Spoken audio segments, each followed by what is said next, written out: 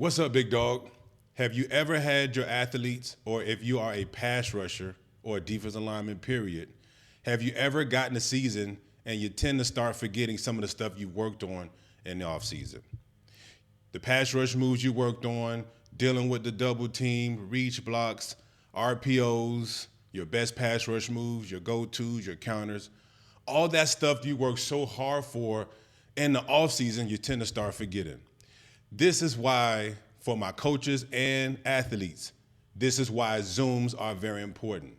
A lot of times with your teams, you may only get about 10 to 15 minutes in film with your positional coaches, but you don't always get a full hour of breakdown where you get to really break down yourself, what you did on that rush, what you did on that play, where your hands were, where your feet were, did you make the right choices, your pre-snap reads, all those things. You don't always get a chance to really break that down on your own pace and at your own time. This is why with my NFL guys, college and high schoolers, we do in-season Zooms.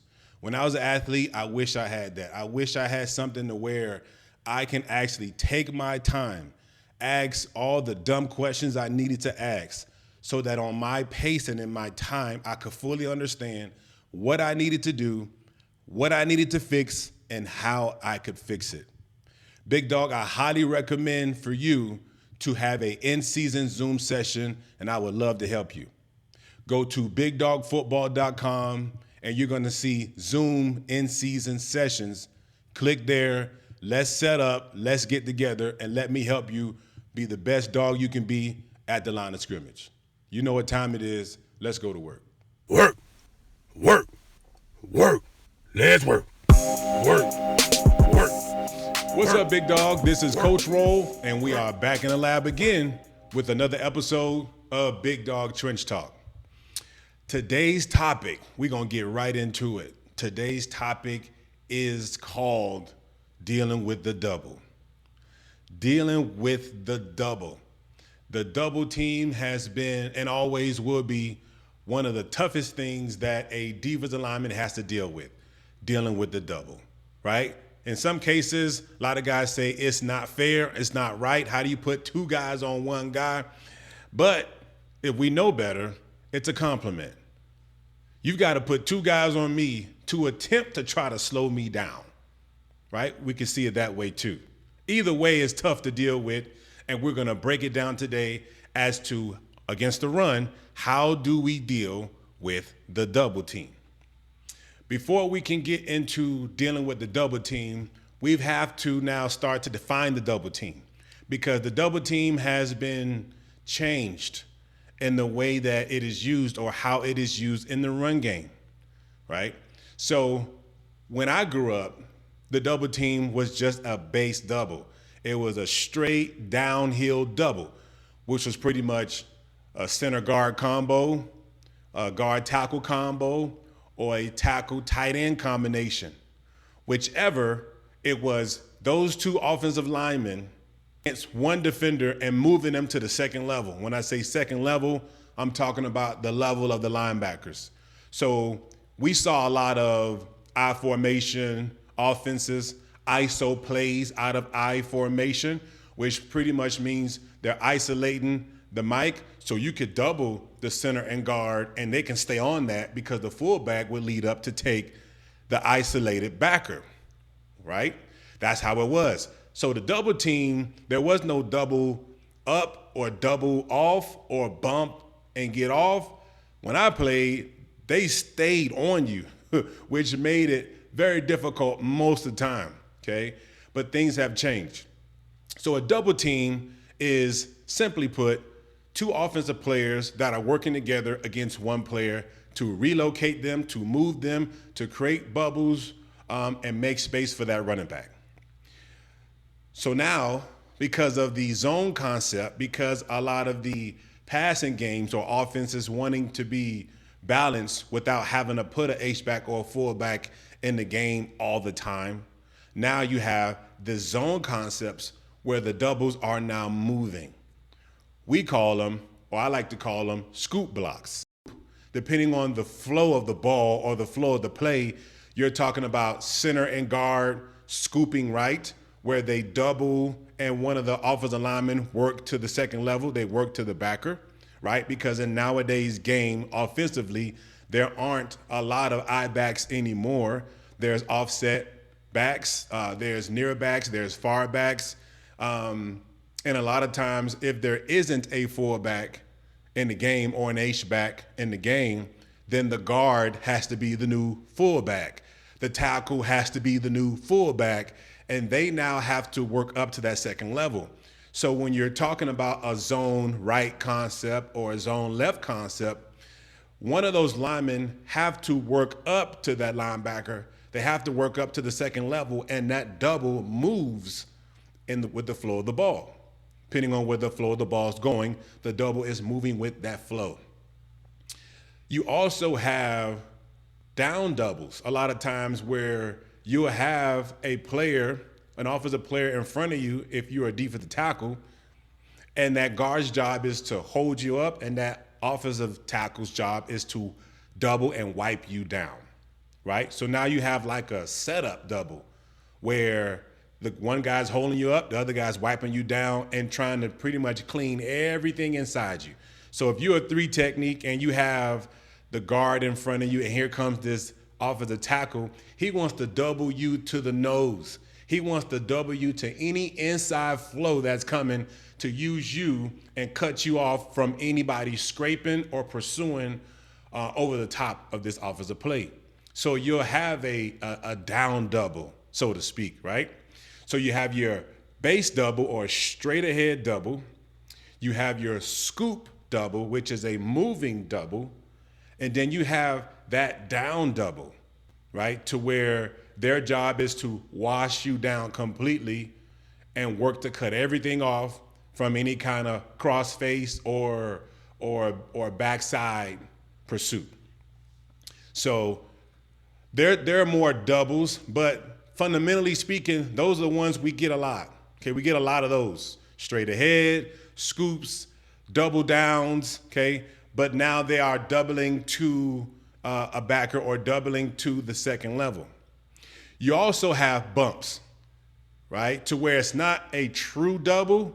You are getting double teamed for a moment, for a second, to where you may have, if you're a nose tackle and you are outside shoulder of the center and the guard has to quickly climb to the second level depending on the offensive play, and that guard may just bump you.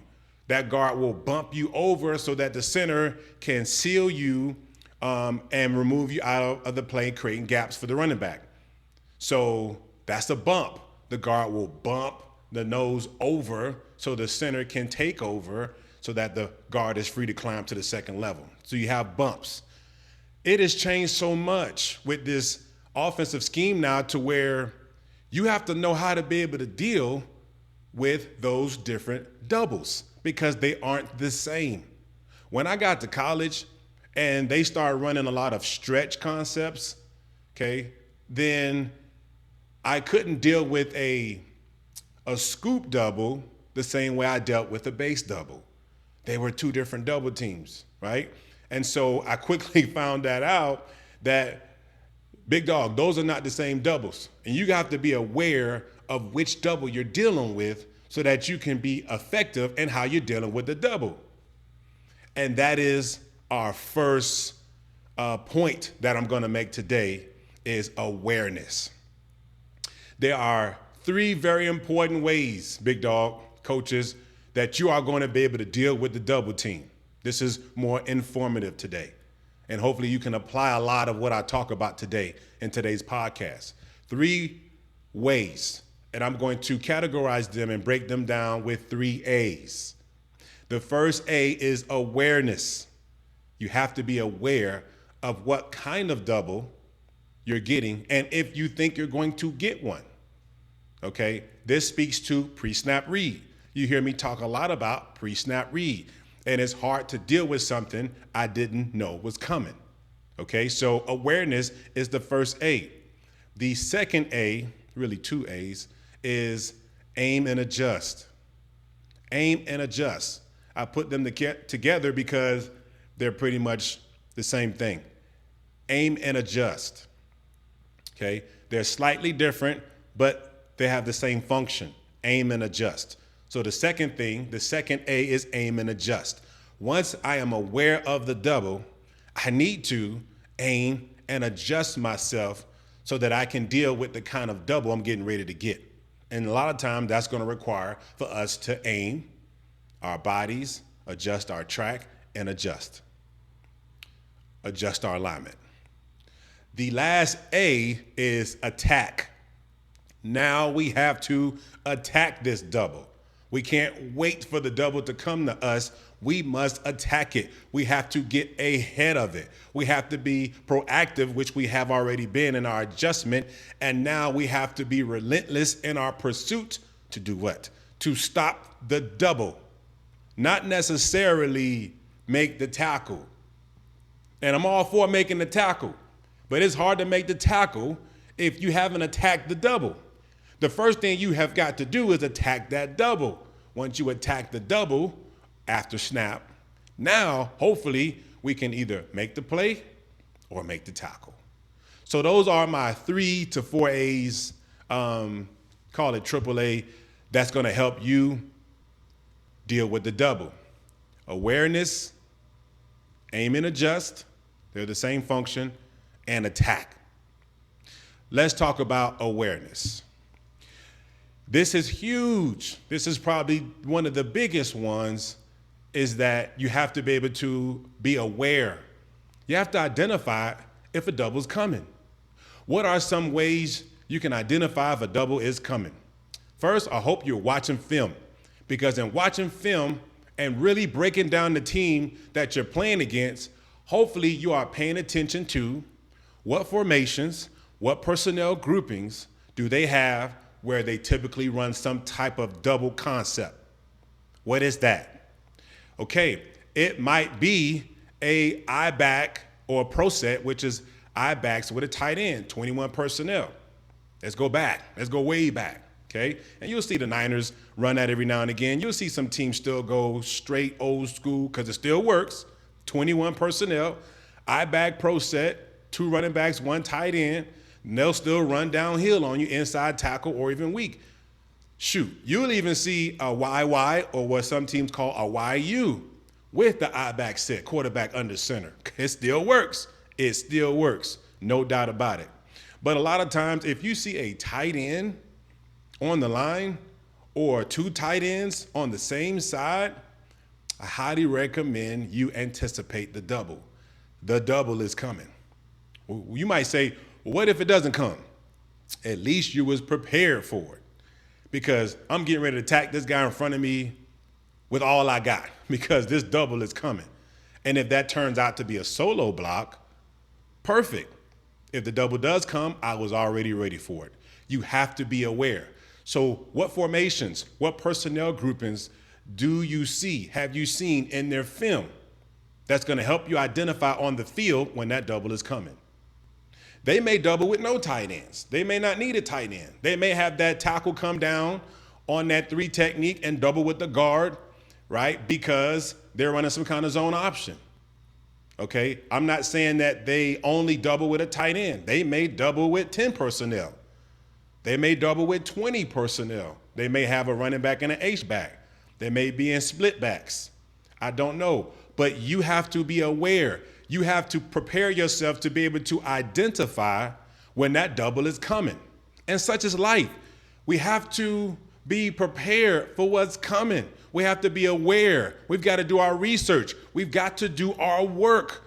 A lot of what we see on the field is because of the result of the work we've done off the field. Have you done any off-field work? Are you in the lab? Are you watching film? Are you taking notes? Are you writing this stuff down on paper, right? So that we can prepare ourselves for what's coming. If you're a D lineman, you're going to get a double team every game. You should get one, and you should be prepared before you get it, and you should know when it's coming. You got to do the work, Big Dawg. You've got to do the work. So the team that you're playing this week, the team that you're getting ready to play, coaches, the team that your athletes are playing, are we aware of when the double's coming? So that's the work that you've got to do. Is it when a tight end's in the game? And most of the time, I teach my linemen, when a tight end is in the game, it frees the tackle, creates another bubble, creates another gap, but it frees that offensive tackle, frees him up to be a down blocker, to bump, or to straight up just double with the guard. Anticipate it. Anticipate that it is coming. It may not, but I'd rather be prepared for it in case it does come. So we got to be aware. Does that make sense? We have to do our film work, and we have to, when we watch film, when we watch the right things in film, and we're paying attention to personnel grouping and formations, and when we are identifying every time they line up in that particular formation or with that personnel comes out, most likely I'm going to get double up front. Now, when we're practicing, first, when we are practicing, we are identifying that in our practice. And then when we get to the game with a great week of practice, identifying what we see, what's coming, then we can deal with the double a whole lot better. But it's tough to deal with it, Big Dog, when you don't know what's coming. Okay? All right.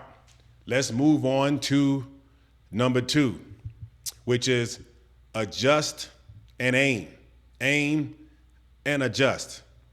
Now, let's put ourselves in the game situation. Let's keep it simple.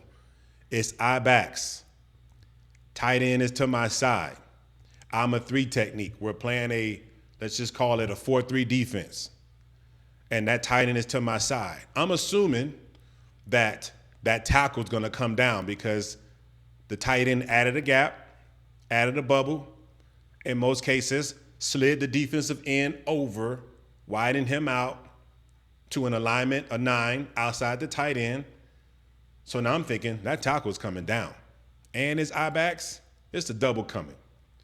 When I now know that a double team is coming, what should I do? Should I stay in the same spot?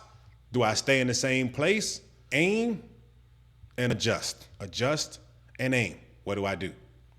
I highly recommend, Big Dog, that you adjust yourself.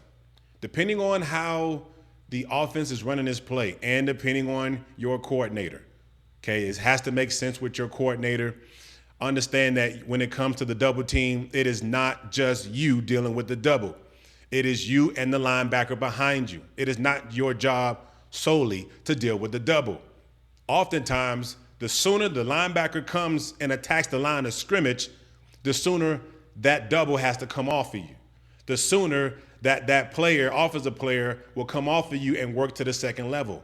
They can't just let that linebacker just roam and hit the gaps like that unless it's some kind of ISO concept, but they had to double up. And nowadays game, you see a lot of double up, double to the second level. But the sooner the linebacker comes to the line of scrimmage, that tackle or that guard, depending on what kind of double we're talking about, ace, an ace double, a deuce, or tray, what some schemes call it. As soon as that linebacker attacks the line of scrimmage, the double has to come off you. So it's you and that linebacker dealing with the double team. So once you know that double is coming, you could say, you know what? I want to adjust my alignment to a tight 3. Okay? I want to go tight 3 in my double. I'm not saying that's what you have to do. I'm saying that's one of the things that I did that helped me deal with the double when I played the game, when I start to figure things out. I line myself up in a tight 3, and in lining myself up to a tight 3, I was taking away surface from the tackle. Now the tackle didn't have a number to attack.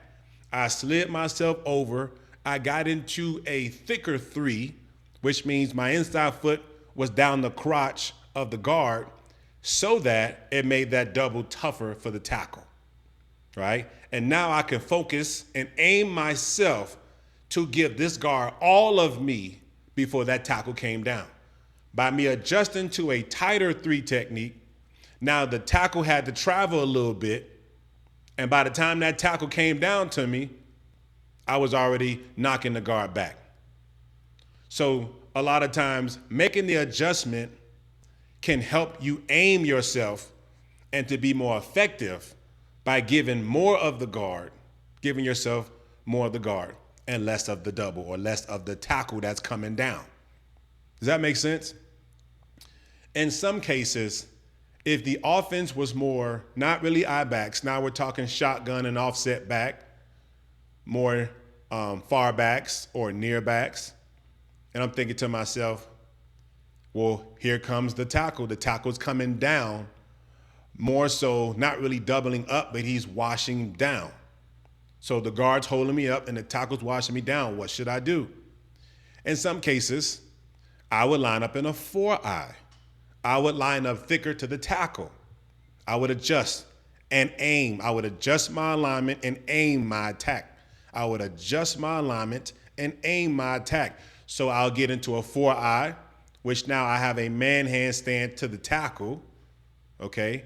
And I would now take away the angle that the tackle would have on me, knowing that they want to down, or double down, create space, some kind of power zone, right? And the backside guard will pull or the H-back will slice, right? And kick out that defensive end or outside backer. But I already know, based on the personnel, based on the formation, this tackle's coming down. Guard's gonna hold me up, tackle's gonna come down and double me and wash me into the flow of the defense. I didn't want that to happen. So I would adjust to a 4-eye. Now I would get thick on the tackle. Again, if your coordinator is okay with this, if it's okay for you to do within the scheme, I'm not telling you to go do your own thing. I'm saying that I was a coordinator as well, a defensive coordinator as well back in the day. And that's one adjustment that I use because I did it when I played with my D linemen, and it made such a huge difference with the gap scheme offenses. I would have my B gap threats, my D tackles, to adjust to a 4-eye, and it took that ability away for them to wash everything down. Yes, the offense adjusted to it by sending the guard to the linebacker, but then I had to make that play. Anything that came in the B was mine. It was mine anyway to make. And we had pretty good linebackers that attacked the A gap or attacked the offensive lineman either way. But I couldn't just let my D tackles, or I couldn't allow myself to get washed down all the way into the center or the mic because I wasn't prepared for this down block by the offensive tackle. So I adjusted myself. There are all different kinds of scenarios, whether you are a defensive end and you're dealing with a tackle and tight end double, where they're working some kind of scoop or it's some kind of toss or a jet sweep, and the tackle and tight end may be scooping you so the tight end can climb, right? Either way, there are ways that you can adjust yourself based on what you know is coming. Now, let's talk about a scoop. How do I deal with a moving double? How do I deal with a scoop action, let's say with the center and guard, okay? So if you adjust yourself, if the zone is coming to you, right? Typically you have an offset back and a zone concept. They're starting to make adjustments, not starting to. Offenses make adjustments where they may put the running back in pistol so that you don't know where the flow of the ball is potentially going to go. And they make different adjustment with the H-back placement so that you don't know where the flow's going. But let's just talk fundamentally here. And quarterbacks in shotgun. I'm the nose tackle. I'm on the right side of the defense. The offset back is away from me. I'm thinking flow is coming to me. I'm thinking that the guard is going to try to bump me, work up to the linebacker, and the center is going to try to take me over. Center takes over, guard doubles up or bumps and climbs to the backers that's flowing to the ball. Well, if I know that the guard is the one that's doubling and climbing to the backer, and if your scheme allows, the adjustment I would make, I would put myself in a 2-eye. Okay, why? Because I want to try and set an inside edge. I know edge is outside, but I want to create a vertical line inside of the ball. If I'm on the opposite side of the back, I want to cut flow off. And if I know that I can keep the guard from climbing, that's going to make it difficult for them to really execute a zone because now you have a free backer. Now you got a free roaming backer now. And you're stretching that play up front. So I would often line up in a 2-eye because I knew that the flow was coming to me, a tight 2-eye, and I would stay thick on that guard and keep that guard from climbing to the second level. Now, the center does not have the leverage or the angle at the line of scrimmage, depending on what the mic is, but most of the time, the center does not have the angle or the leverage to work up to the second level. It's the guard, right? Depending on where the play is going, and again, I'm speaking to, let's say, a zone to the defensive right, and I'm lined up in a 2-eye, that's going to make it difficult for the center to be the lineman that climbs and cuts off the backer. So what do? I line up in a 2-eye. I keep the guard off the backer. I stay thick. Now, I'm not staying on the inside shoulder of the guard the entire time. I'm staying on there long enough for my back to scrape and attack the line of scrimmage, and I'm going to split this double and make a play. But I have already made it very difficult for the scheme because I have adjusted my alignment. I adjusted my aim. I aimed and adjust depend on my awareness, depend on the formation, depending on me looking at the personnel. And I know where flow is going. I'm aware of flow, and I'm cutting that flow off. Okay? I'm cutting that flow off, knowing that I got a moving double or a scoop double coming. So anytime you think that you have a scoop or a moving double, one of those offensive linemen must double up or work up to linebacker. They are taking a track, they are taking an angle, and they are working to try to cut off the flow of the linebackers. That's the goal. If we can double the D lineman at the line and release the second level and just get body on those linebackers, the running back has a chance to now be one-on-one with a weak side backer or a safety, depending on how the defense is set up. But they like that matchup. What we have to do up front is to disrupt that. If you're dealing with a scoop, a moving double, which offensive lineman do you think wants to work upfield? Sometimes it might be a center, depending on where that back is lined up in an offset back set. Well, pick on the center. He may be the one that wants to double and take over the mic or cut off the mic. It might be the guard. The guard may be the one that wants to double up and cut off the mic or cut off the wheel, depending on how the defense is set up. Either way, that lineman that you think wants to double and work up to the second level, sometimes the adjustment to deal with that is to line up thick on that guy to get into a tight 2-eye or a tight 1, a tight 3 or a tight 4-eye. Either way, I'm lining myself up in a way where that guy that wants to work up to the second level as this moving double is working, I'm going to keep you from doing that, and I'm not going to allow you to create bubbles or to create a cutback lane if I'm playing this backside, or I'm not going to allow you to bang this zone, because you know in zones there's bang, there's a bend, and there's a bounce. I'm not going to allow you to bang or bounce because I'm going to get thick on that guy that's trying to leave and climb. I'm going to stretch this offensive play out to the sideline or make him bend back to my help.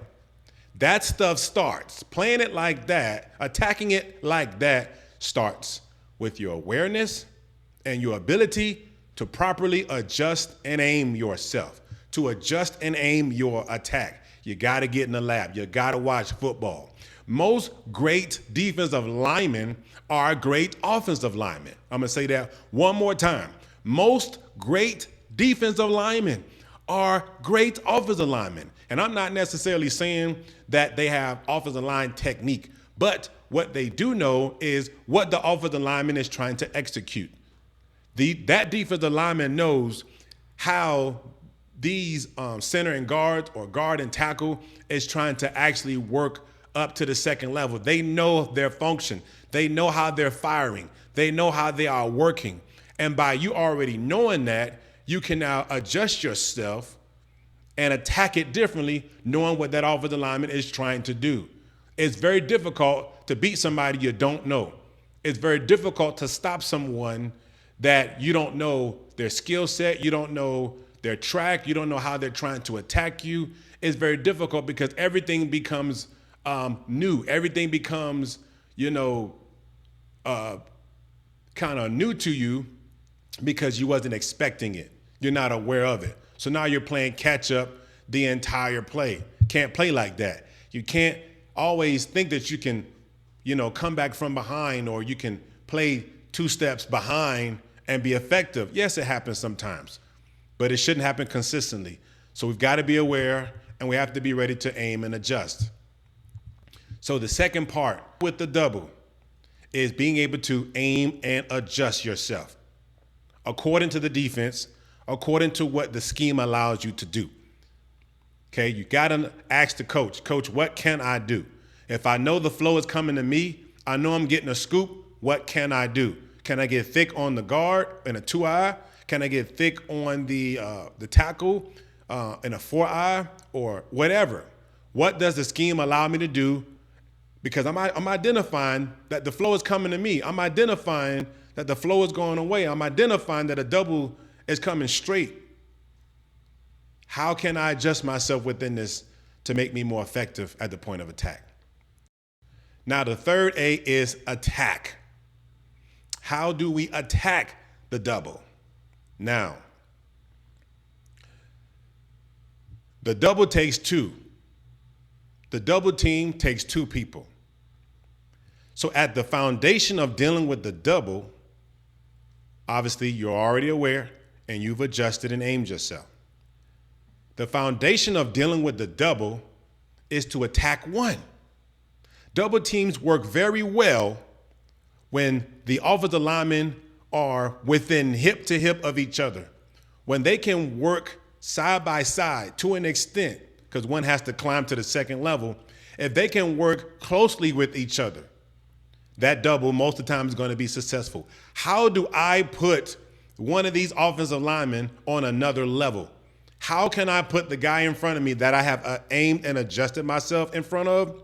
How can I put that lineman on a different level from the lineman he's working with? That's huge. That's why we have to properly aim and adjust ourselves, because I'm aiming and adjusting myself in such a way where I'm trying to get the lineman that I'm in front of on a different level than the lineman he's working with. I can't let them work together. I've got to create a divide. I've got to put them on a different level. If it means the center, I got to put the center on a different level from the guard. If it's a guard tackle combo, I've got to put the guard on a different level from the tackle so he can't bucket step and work some kind of inside scoop action.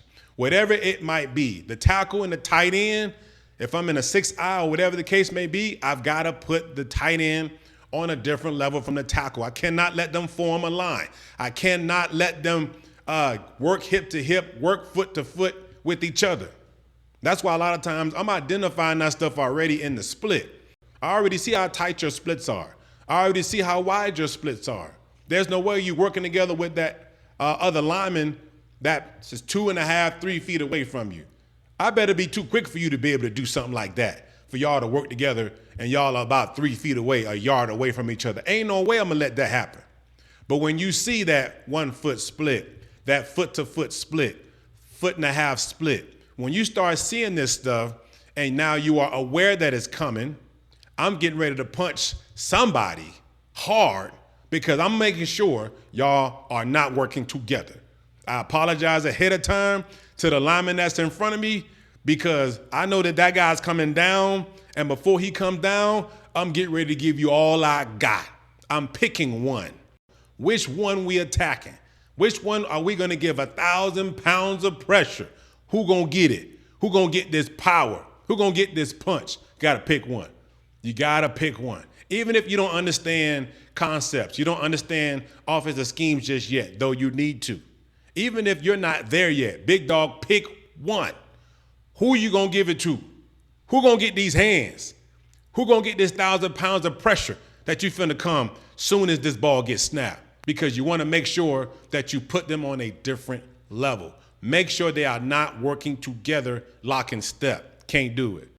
So you gotta pick one, big dog, and which one is gonna be. That's the first thing when we talk about attacking, pick one of them. And that's why I said earlier that if I get into a tight 3 or a tight 1 or a tight 4-eye, that is me picking one.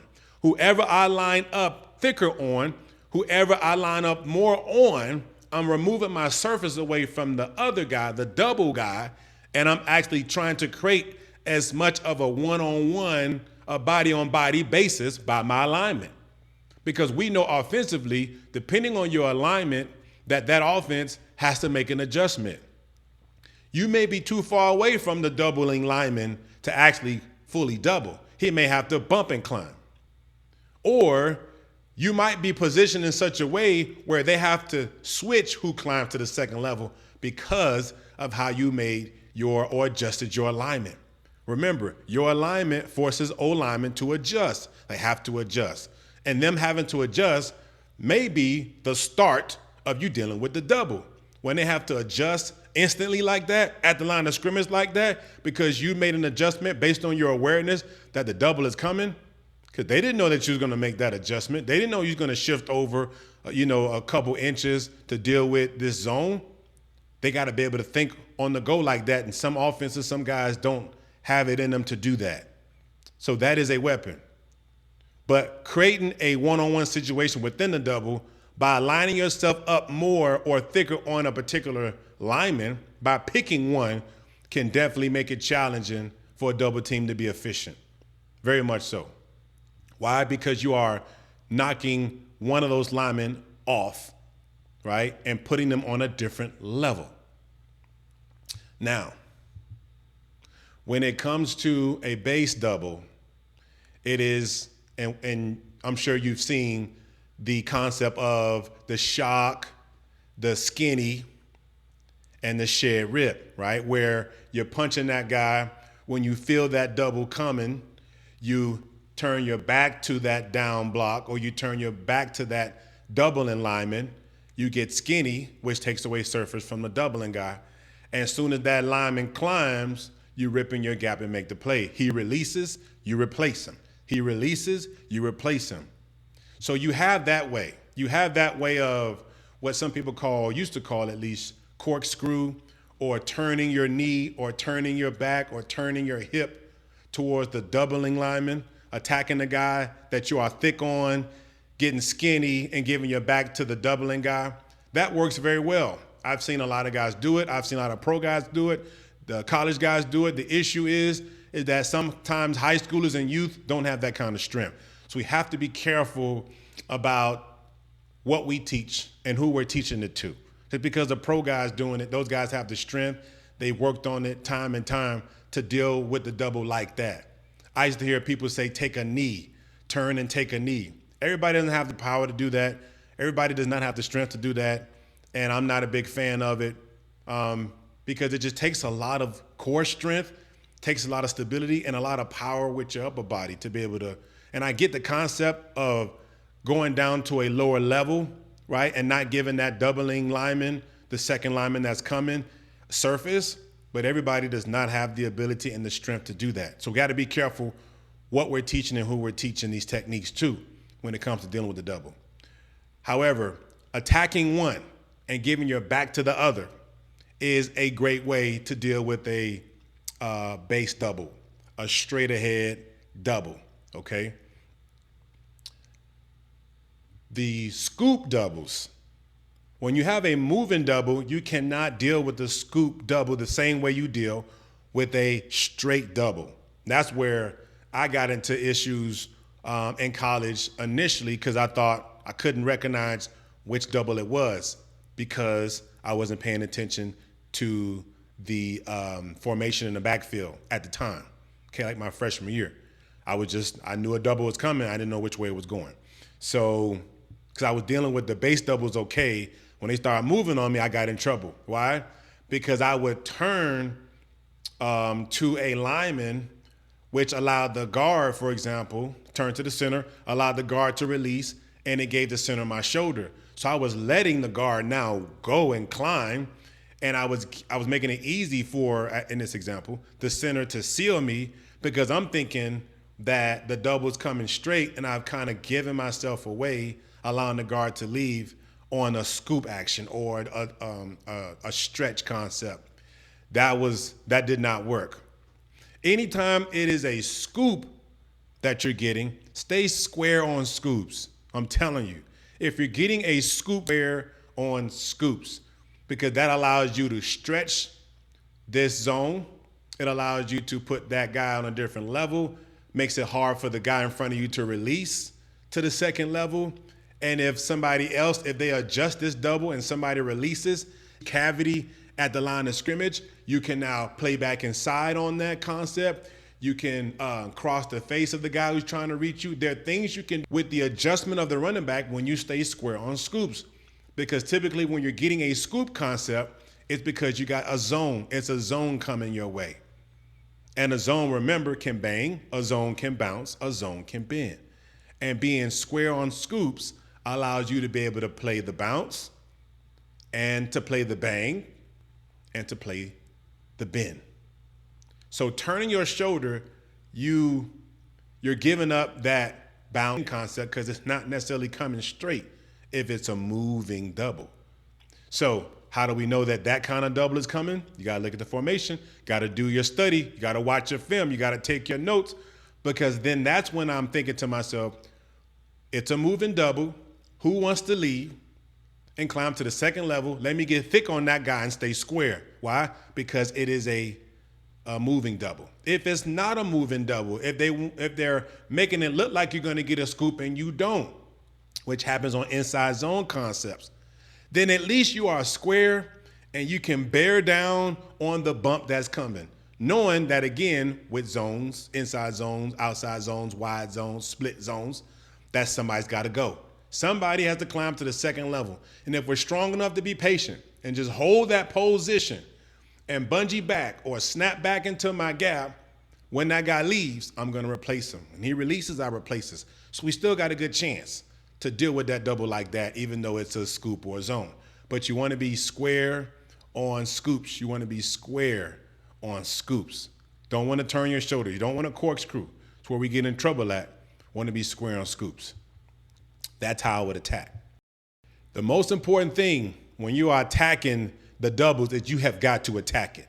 You've got to punch. Once you aim and adjust yourself, you can't be looking in the backfield. You can't be trying to track the running back. You can't track the back. You got to deal with this double right now. And so whether that is pinkies up, whether that is thumbs up on my punch, you just want to make sure that your hands are tight. You want to make sure that you are low and you're right. You want to make sure you're knocking those guys on another level so that they cannot work together. That's the most important thing. Once you have become aware and you adjust and aim yourself, now it is time to attack. And that's where we get in trouble with the double teams. We start, because we're not aware, because we haven't looked at the pre-snap read, we're now trying to punch and peek during a double team. Big Dog, you don't want to do that. We can't punch and peek with no double. We've already done the work. We've already done the research. We've already watched film and evaluated and broke everything down. What are we looking for? When we see this kind of formation, when we see this kind of personnel, we know a double is coming. Ain't nothing to look for. It's coming. And there's nothing more important than dealing with what's at hand. And right now, when I've done the first two steps, I have lined myself up, and it is time to give that person in front of me 1,000+ pounds of pressure. Nothing else matters, and my eyes aren't anywhere besides my hands, besides what's at hand. And that's the thing. We have to trust what we know. We have to trust what we have learned. We have to trust the work we've doing. We've got to trust the scheme. I got to trust the linebacker behind me, knowing that he's got my back. He's going to help me in my attack. You got to trust that stuff. And you got to know that you have somebody. You've got to know you've got somebody behind you who's going to help you deal with this double. But the best thing you can do right now is, and this is whether you're square at alignment, whether you are tilted. Some guys like to tilt and attack via the neck of the center and give the hip to the guard. Whatever you have the power and the strength and the ability to do, you have got to go. You have got to attack, and you got to give them all you got. And you got to make sure that everything that you have set yourself up for, that you are prepared for it. But you can't second guess yourself by looking up and looking around and looking over within your first two steps. Your first two steps are attacking steps. Your first two steps are going to put you in position to deal with however this double goes. But we've got to deliver. We've got to deliver 1,000 pounds of pressure at the point of attack. And that is because we are focused and we are getting off the ball because we know that it's coming. Big Dog, This is the foundation of dealing with the double. You've got to be aware. You have to aim and adjust, and then you have got to attack. And you got to know that your attack is not just you, but your linebacker is coming with you. You're playing as a team. You're working together in the box, and you are attacking the line of scrimmage. But we can't be peeking. We can't be looking everywhere. We got to know that it's coming, and if the double team is coming, then that running back is possibly right behind that double. And if I can deal with the double, if I can put those guys on a different level, then I am making the play. I am making a play, even if I didn't make the tackle, because I'm eating two. It's taking two to block me. It's taking two people to stop me, and I'm still not being moved, dealing with the double. And that's how we do it, Big Dawg. Take it as a compliment. Bear down. Be aware. Adjust and aim yourself, and then it's time to go to work. Because if you can be patient, knowing you got a teammate behind you that's got your back, and next to you that's going to clean up whatever you couldn't get to, Big Dawg, you can just focus on the attack and handle that. Big Dawg, this is Coach Roll talking about dealing with the double, and hopefully you can take this stuff and apply it, take these concepts and apply it, and get better. It's game time. Let's go to work.